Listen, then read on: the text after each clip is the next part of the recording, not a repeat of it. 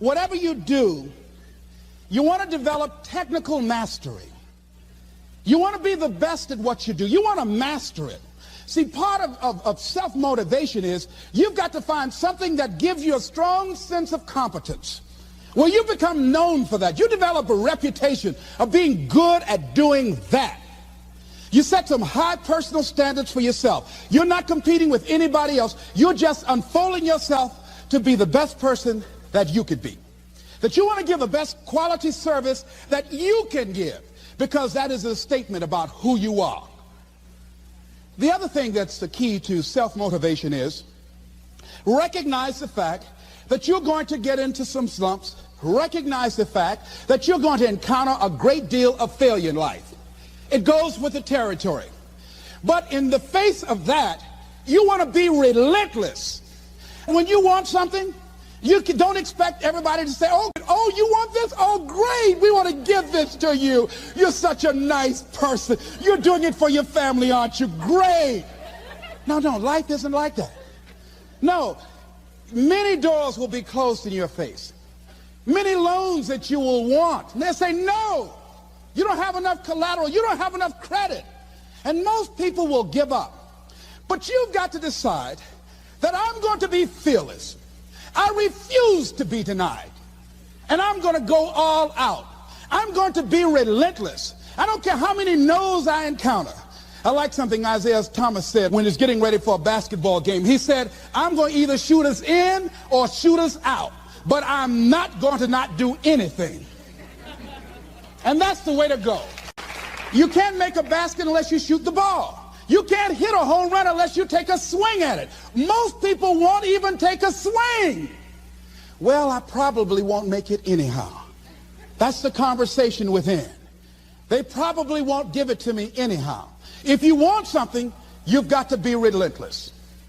You've got to decide, I deserve this, and I'm going to have it. And you go all out to get it. That drives you. The next thing is that when you want something out of life, you've got to be willing to go into action.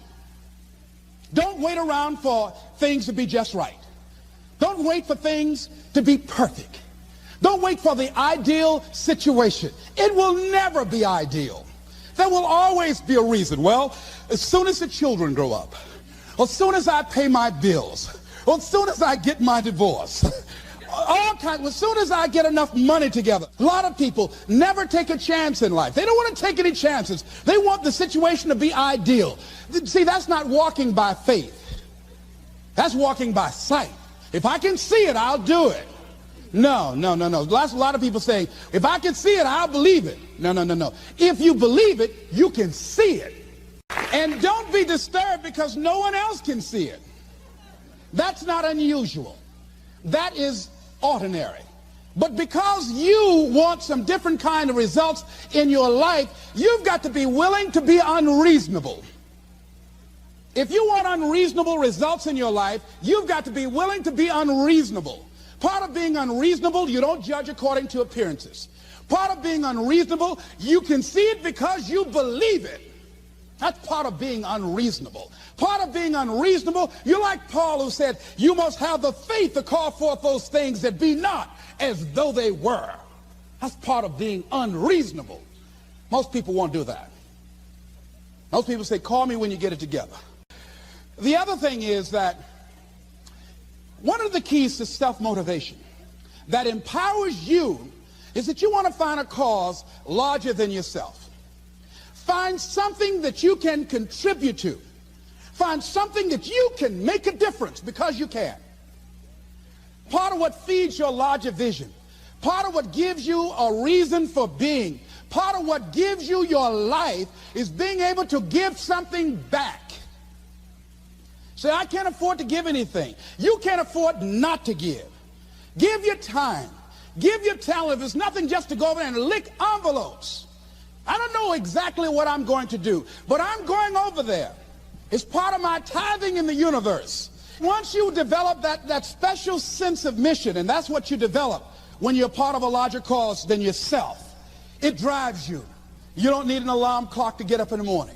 You have special power. You'll go places and folk will like to be around you. They will know there's something different about you. See, no one would go get on an airplane if you thought your chances of getting there to your destination were as good as your luck. And I say the reason that you will reach your destination more times than your luggage will is because the airline, and I'm glad that they do, has made it a priority to move the human beings from one point to the other safely. So I'm not really upset when my luggage doesn't show up. I'm glad they delivered me, because they've made me a priority. See, they have made delivering you to your destination important.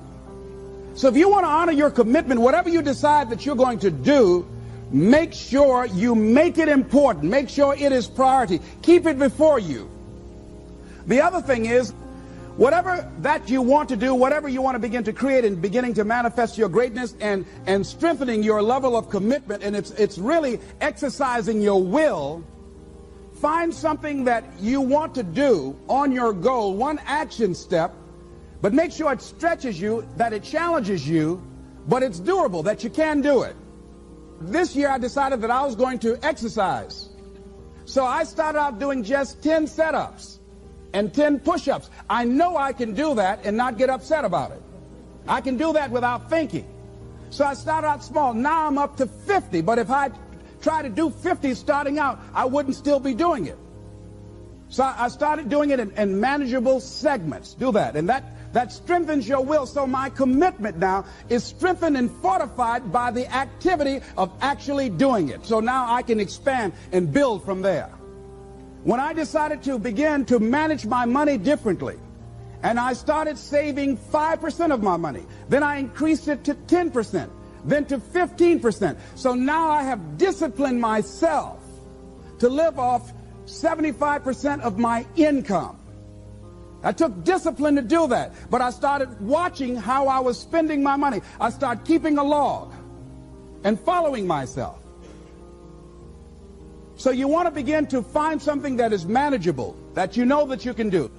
The next thing in beginning to keep your commitments to yourself, have some friends that will hold you accountable, that won't let you off the hook, that won't tolerate anything less than the best from you. People that will support you in this new way of being, in this new state of consciousness.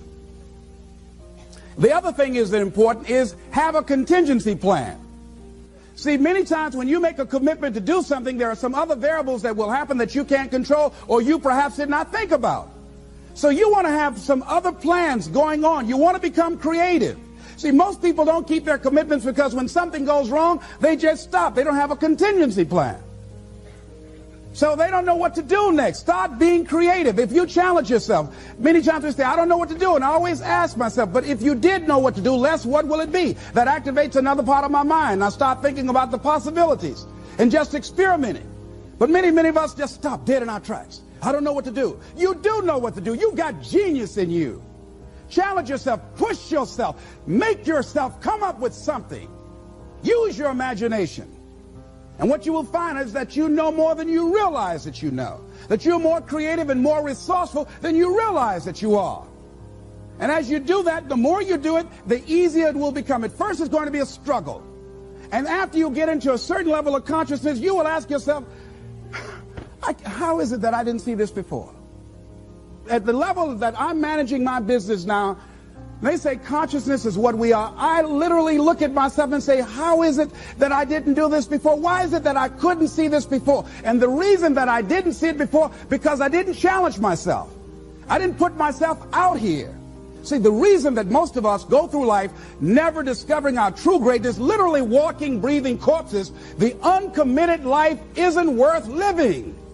Why? Because it doesn't produce anything. See, you only make things happen. Your life only counts. You only make a difference when you are committed. When you make a commitment with your life. That's the people that make a commitment with their lives. The people that make a commitment to their customers. The people that make a commitment to their families, to their relationships, are the people that make the greatest impact in life.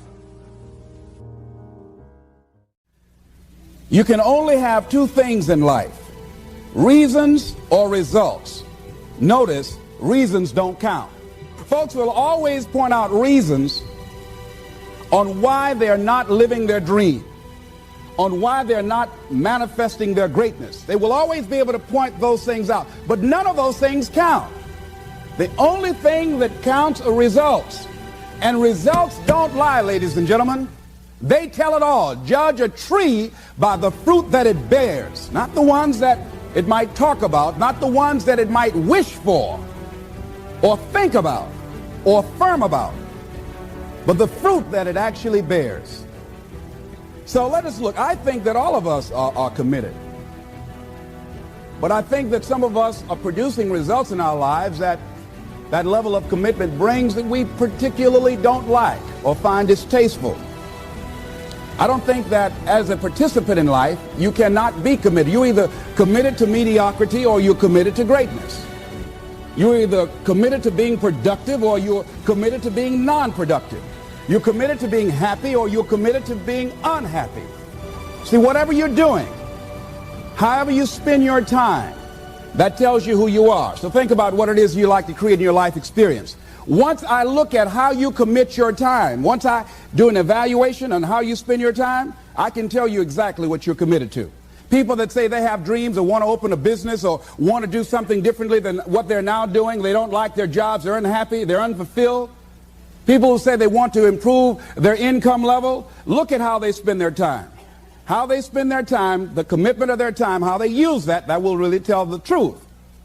People who said, I'd like to do better, but you don't find them in vocational or technical schools upgrading their skills and their knowledge, how they spend their time, that will tell you what's going on. People who say they want to normalize their weight, they want to be healthy, but every time you see them, they're eating, that will tell you that they're committed to being obese for the rest of their lives. People tell you they want to stop smoking and they're lighting up at that time.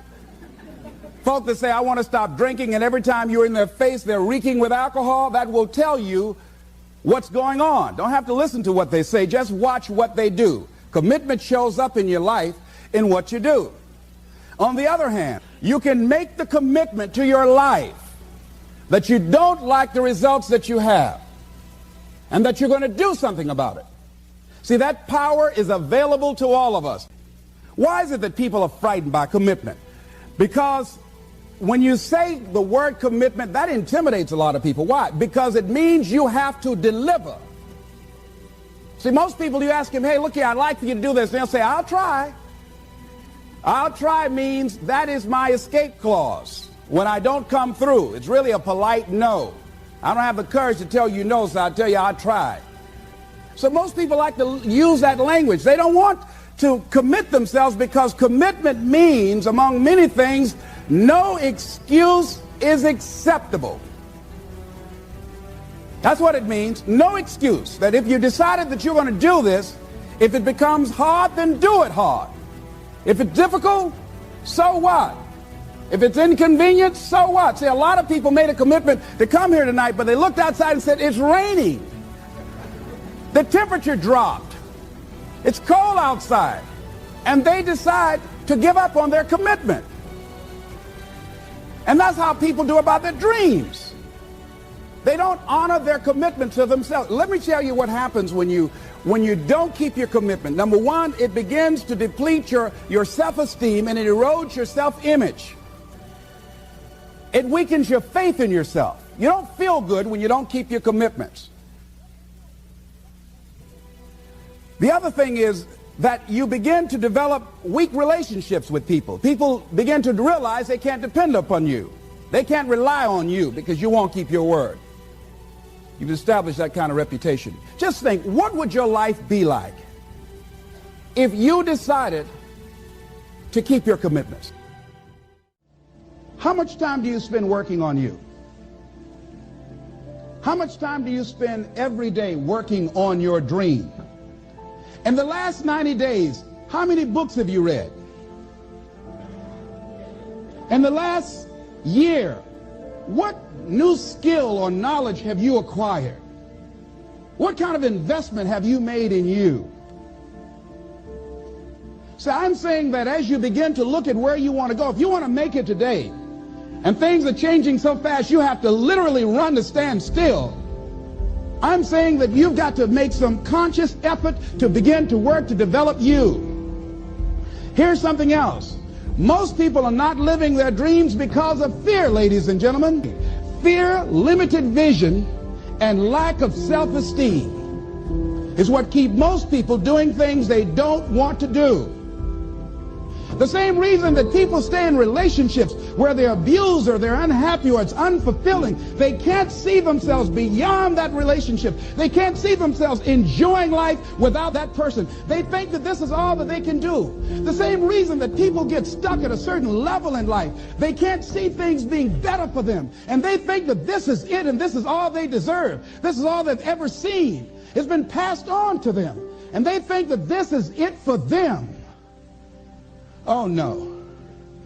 I was looking what Dr. Blanton, Smiley Blanton, who is a colleague of Dr. Norman Vincent Peale, what he said about fear. He said, fear is the most subtle and destructive of all human diseases. Ladies and gentlemen, fear kills dreams. Fear kills hope. Fear put people in the hospital. Fear can age you. Fear, ladies and gentlemen, can hold you back from doing something that you know within yourself that you're capable of doing, but it will paralyze you. And it seemed like you're in a hypnotic spell. And I ask you a question, what is the benefit? What's the benefit of allowing fear to hold you back? What's the benefit of giving up on yourself? Of not stepping out on life and taking life on? What is the benefit for you? What's the plus in that? It's one of the things I had to ask myself. So I didn't want to make any mistakes. I wanted everybody to like me. I wanted to be perfect the first time I did something. It's not going to happen. You're going to make some mistakes. You're going to hurt some folks' feelings. You're going to create some enemies whenever you decide that you want to begin to take life on. You've got to ask yourself, how long am I going to allow this to hold me back? I like what Zig Ziglar says. He said, fear is false evidence appearing real. That is an illusion that we create in our mind. It is a state of mind that can be changed. So let's look at how we can begin to take some steps to restructure that fear, to begin to expand our visions of ourselves, to begin to increase our self-esteem. Webster said that self-esteem means confidence and satisfaction in oneself.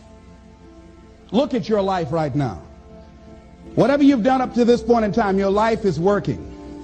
Whatever you have produced, it came out of you as a result of the kind of person that you have become. It's a result of your choices. It's a result of your consciousness. Now you have to ask yourself, are you satisfied with what you have produced? Is this what you want? Would you like for things to be better than this? Do you believe that you deserve better than this? Or are you content? This is it. You don't have to do anything else. That you've already raised yourself in life and say, well, I'm happy. I'm not starving like the people in Calcutta. Are you allowing yourself to get off the hook like that? Or do you believe somewhere in the back of your mind or in your heart that there's some other great work for you to do? There's something else that life has for you. And that's why you're here. How do we handle this fear factor? How do we increase our self-esteem? You have to begin to fortify yourself. How do we do that? I believe that you have to begin to consciously monitor your inner conversation and start talking to yourself. Start building yourself up. Sometimes the only good things you will hear about you are the things that you say to you. So I'm saying learn to be your own booster. Start building yourself up. Start encouraging you. Start saying, I can do this. I can make this happen. When I started thinking about becoming a speaker, I said, yes, I can do this. I can make this happen. When I start trying to convince myself I can be a businessman after flopping and failing and losing thousands of dollars and feeling stupid and dumb and having people take advantage of me because of what I didn't know, I had to talk to myself because people were saying to me that I was dumb. And somewhere in the back of my mind, I was saying, you're right. Look at what I've done. I had to say, no, Les. Hey, come on, man. Get yourself together. You can handle this. You just haven't figured it out yet. It's all right. This is your training period. This is the tuition you have to pay for what you don't know. You can do this. Other people have done it. It doesn't take an Einstein. Get you some people that can teach you some stuff that you don't know. Get you some people that have done it successfully and learn from them. Take some seminars, workshops, read some books on how to manage a business. Change the way you see yourself and begin to tend to the personal details. Understand that nobody's going to take care of your business better than you. And when I start changing that kind of mindset of beating myself up because of my mistakes and start looking at the possibility of my doing better, of my making the adjustment that would enable me to do what I want to do successfully, things begin to change. And I say, stop beating up on yourself. You do it. I know you do it. I've done it. It's a natural inclination for us to put ourselves down. See, we are born negative, I think, in a negative consciousness because we live in a negative world. Here's some other things, ladies and gentlemen. Begin to guard your mind against negative programming, like turn off the television. Don't watch the news. So you've got to guard the kinds of things that you put in your mind. See, if you don't program your mind will be programmed, because human beings are goal-oriented. That's why we die of broken hearts early. That's why we're running through life to early grades. We're going through life, ladies and gentlemen, and I think that Henry David Thoreau said that most men live in quiet desperation. Most of us go through life running scared. So we created this in our minds, false evidence appearing real. We made it real in our minds. That's why Churchill said there's nothing to fear but fear itself. That's the destructive monster. So turn off things that can contribute to your fear.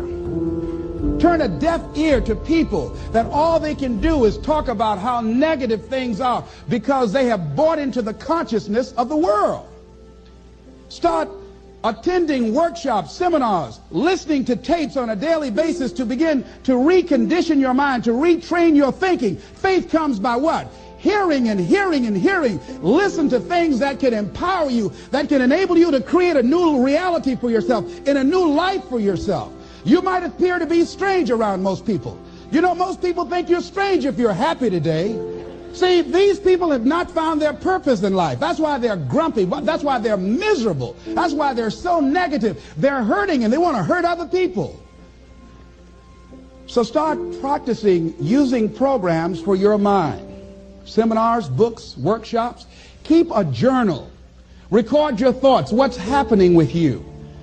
Every day when you get up, have a journal near you. See, ladies and gentlemen, we get 3 to 4 thoughts a year that if we would act on those thoughts, they could change our life. What idea are you sitting on? Write your ideas down. And then, once you get that idea, take the leap. Take the leap. See, it's out here in the universe. If you don't take the plunge, I guarantee you, somebody else will. Most of us go through life like that.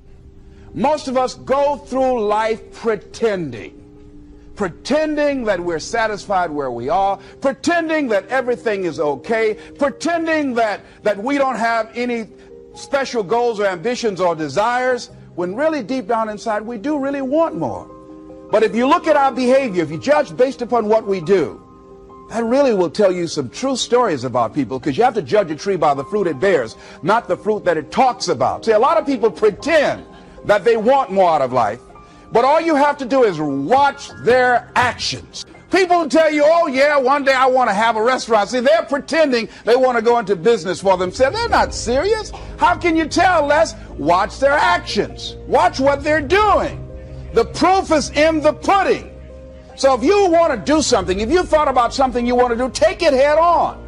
Decide that you're going to start looking at it, start doing research on it, start tackling it, start becoming involved in whatever and wherever it might lead you, to begin to explore the possibilities in that particular thing that you're seeking, so that you can begin to learn all you can about it.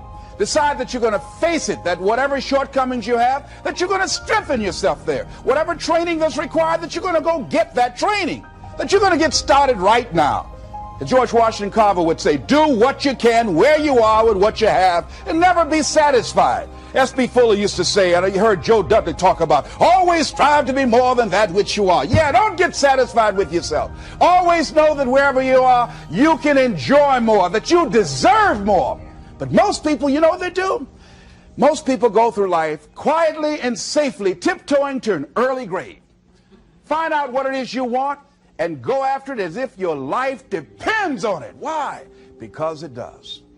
People that have found their passion, people that found the things that they love, people that have found the things that they can pour their lives into, those people live longer. I was in New York and I had to do a seminar at a special church, and a guy by the name of Reverend Johnny Youngblood. And I said, how is it that you were able to build this big housing facility and got all of the various community and religious groups together to have this dwelling for 2,000 residents that were once homeless? How were you able to take on this responsibility? Wasn't it overwhelming? He said, the kind of work I do, he said, it's in me. I've got to live what's in me. And I think that's everybody's desire in life. You've got to live what's in you. Life is just too short and unpredictable. But what do we say? But there'll always be tomorrow. Oh, no. There's no guarantees you're going to show up tomorrow. There are a lot of people who were here yesterday that they're not here today. There are a lot of opportunities that were around yesterday. They're not here today. Oh, you can wait, but you know what Abraham Lincoln said? Well, good things might come to those who wait, but only the things that have been left over by those who hustle. So who want to go through life picking up leftovers? You deserve much more than that. The leftovers is somebody has left you. So take it head on, begin to explore it. Here's something else. Decide to do it now. Decide whatever you want to do, that you are now going to become actively involved right now, exploring the possibilities for you. That you're going to look at it and do just a little bit of it right now. When I decided to become a speaker, I didn't just quit my job and just ran out and say, I'm a motivational speaker. No. What I did was I decided to start looking at other people that were involved in the speaking profession. I volunteered to work with some speakers so that I could learn. Whatever you want to do, get your feet wet. Gain some experience doing some volunteer work in the area and find out whether or not this thing you want to do will fit for you. A friend of mine told me he wanted to have a restaurant. I said, have you ever operated a restaurant before? He said, no. I said, well, really, you don't even know if you want one. I said, what's your expertise? What do you bring to the table? He said, I can cook real good. I said, well, what about the management side? What about the business part of the restaurant? You're not going to be cooking all the time. Somebody's got to receive the money. Who's going to manage the personnel? He said, you got it right. You got a point there. So this guy got a job in a restaurant in the evening time on a part-time basis. After doing that for a while, he said, you know what? I think I just want to be a chef. He said, after working there, people didn't show up to work. He said, it's hard to find the help. People weren't responsible. The headaches, the guests were just giving him problems day in and day out. They weren't ever satisfied. He said, no, I just think I'll stick to cooking. See, you got to find out what fits for you. Because you might decide that after you go up in there and examine it and experience it and get some experience under your belt on it, well, you say, this is really not what I want. This does not fit for me.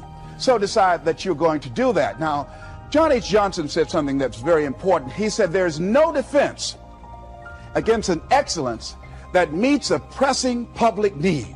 See, whatever you decide to do, look at it and find out what is it that I have that I could bring to the table that can begin to enable me to ensure that I could be successful in this. Where is the opening for you? There's room for you out here in the arena called life. There's room for you to come out and live your dream. Don't allow but to keep you in the corner, keep you up in the bleachers, looking at life, being a spectator, not being a participant, making a difference in life. I believe that all of us came here with something. All of us showed up to give something, and that nobody's going to give that service that you have to give. No one's going to produce your product. No one's going to write your book. No one's going to open your academy. No one's going to begin to create your daycare with a special curriculum to help to cultivate the high self-esteem in our children. That's your idea. And if you don't bring your idea out here, when you die, all of us will suffer because we've been deprived of your genius because you allowed but to keep you in the bleachers and not pursuing your greatness. You take it to your grave with you. And that's what most people do. I think that's why the guy said that many people die at age 21 and don't get buried until they're 65. You got to have energy, ladies and gentlemen. You got to have life. If you're excited about what you're doing, even in the area of selling, you know people don't buy because of logical reasoning. People buy because of your way of feeling. People don't like to be around dead people. No, let the dead bury the dead. No, keep them away from you before they grab you and want to hold on to you or something. So the fact that whatever you do, you want to be excited about it. You want to have the kind of excitement that is so contagious that people want to be around you. Because whatever you're doing, whatever you talk to people about, this particular idea that you have, they're looking at you and they want to know, do you believe it? And are you the kind of person they want to be in business with? And if you're not positive, if you're not energetic, if you're not fired up about it, how can you expect anybody else to be fired up about your idea? Am I right? All right, repeat after me, please. I'm going to be fired up about my dream. I'm going to go at it with everything I got. Shake somebody's hand on your right and left and say, you got what it takes. There are a lot of people who say, but I tried once or twice and it didn't work out. And so they use that as an excuse not to ever come out again. Guy said, if at first you don't succeed, you're running about average. So if you have come out here with an idea and it didn't work out 2 or 3 times, well, that's all right. You're running about average. You know, I heard something, a jarring question. It says, why is it that people prefer known hells to unknown heavens? You know why? Because it's comfortable, ladies and gentlemen. I remember I was in a service once, and I heard Dr. Johnny Coleman give this example. She talked about a man who had been captured behind the enemy lines in a war and was sentenced to be killed or another option. The captain said to the guy, listen, he said, tomorrow morning at 6 o'clock, you can face the firing squad, or you can go out this door over here. And the guy said, what's out the door? He said, no one knows. All we can tell you is just unknown horrors. He thought, and the next morning he selected the firing squad. After the shots rang out, the captain's secretary said, what's beyond that door? And he said, freedom. But very few people would select to do it because it's unknown. See, a lot of people never live their dreams. A lot of people never do the things they want to do. A lot of people stay on jobs where they're miserable. I read an article called, Is Your Job Making You Sick? A lot of people, some of y'all know about that already here. So go on and say amen, it's all right. That one lady told me, she said, when I used to go to work, she said, when I stepped in the door, it felt like a refrigerator dropped on my shoulders. How many of y'all understand that kind of feeling? They were miserable, just hated to go after 60 minutes on Sunday afternoon. Or come Monday morning, my head used to throb. I just couldn't take it. Didn't want to go sometimes just for the heck of it. I just drive on by. I used to hate to go to work. Many of us choose an active living death. Many of us are walking dead. The walking dead. That we're not doing what we want to do. Many of us stay in relationships where we're dying together rather than growing and expanding and living together. We're miserable, but because we don't have the courage to see ourselves beyond that relationship that has turned toxic. I'll never forget Mr. Washington said, Mr. Brown, yes, sir. What do you want to do with your life, young man? I said, sir, I want to be a disc jockey. He said, Mr. Brown? I said, yes, sir. He said, you got to be hungry. I said, what do you mean by that? He said, people that are hungry are willing to do the things today others won't do in order to have the things tomorrow others won't have. People that are hungry are willing to invest in themselves. People that are hungry will go to seminars and workshops. People that are hungry are always searching, always seeking higher ground. So how do you want to make it? I said, I want to be a disc jockey. He says, good. Here's what to do. He said, I want you to read 10 to 15 pages of something positive every day.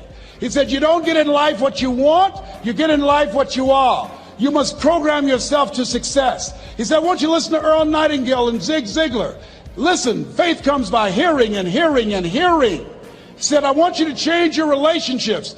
And I don't want you to ever lose your hunger. I said, what do you mean by that? He said, people that are hungry are unstoppable. People that are hungry are no matter what people. They make it happen no matter what. He said, I want you to listen to Paul Harvey. Who is he? He's the world's greatest communicator. Success leaves clues, young man. Always listen and follow people who are doing what it is you want to do at the level you want to do it, and learn from them. I told T. Hobb when we were standing by the stage, I said, hey man, I want to work more with you. I want you to coach me. I want to learn from you. See, I found you're never too old to learn and you're never too young to teach. Always have a thirst for learning. So I listened to Paul Harvey every day on the radio. While in school, I would go out and listen in his car. He gave me his keys.